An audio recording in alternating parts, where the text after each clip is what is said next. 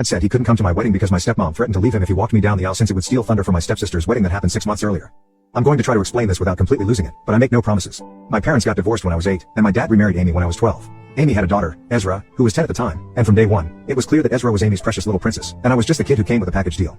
Not that my dad seemed to notice, because he was so busy trying to make Amy happy and being the perfect stepdad to Ezra that he kind of forgot he already had a daughter.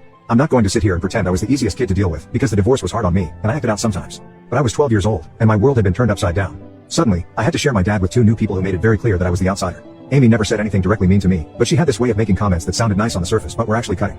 Like, she'd say things like, "Oh, Ezra is so naturally graceful. Some girls just have it, and some girls have to work harder," when I was struggling with things, or, "Ezra has such a gentle spirit. She never raises her voice or gets upset like some children do," whenever I got frustrated about something. And my dad just let it happen because he was so focused on keeping Amy happy that he didn't want to rock the boat by standing up for me. Whenever I tried to talk to him about how Amy and Ezra treated me, he'd say I was being too sensitive or that I needed to try harder to be part of the family. It made me feel like I was going crazy because I could see what was happening, but nobody else would acknowledge it. Ezra got everything she wanted, and I got the leftovers. When we went on family vacations, Amy would plan activities that Ezra loved, and when I said I didn't want to do something, they'd make me feel guilty for being difficult. When it came to things like school events or recitals, my dad would move heaven and earth to make sure he was at Ezra's stuff, but he'd miss mine if Amy had something else planned. And the worst part was that he'd always have an excuse ready, like work was busy, or there was a family obligation, or something came up last minute. I started to realize that I was never the priority. But I kept hoping things would get better as we all got older, and I tried so hard to be the perfect daughter and to get along with Amy and Ezra because I thought if I just tried hard enough, my dad would see that I was worth fighting for. I got good grades, I didn't get in trouble, and I tried to be interested in the things Ezra liked, even though we had nothing in common. I swallowed my hurt feelings over and over again because I loved my dad, and I wanted to have a relationship with him.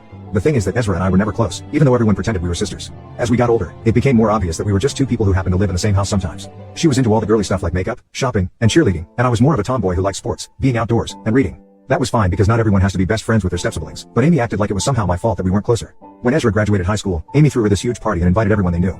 My dad gave this speech about how proud he was of Ezra and how she was going to do amazing things in college. I remember sitting there thinking about how when I graduated, he took me out to dinner at Applebee's and called it a day. I told myself it didn't matter because I didn't need a big party anyway, and I was going to college on a scholarship, so I was doing fine on my own. But it still hurt. College was actually good for me because I got some distance from all the family drama, and I could just focus on my own life without constantly feeling like I was competing for my dad's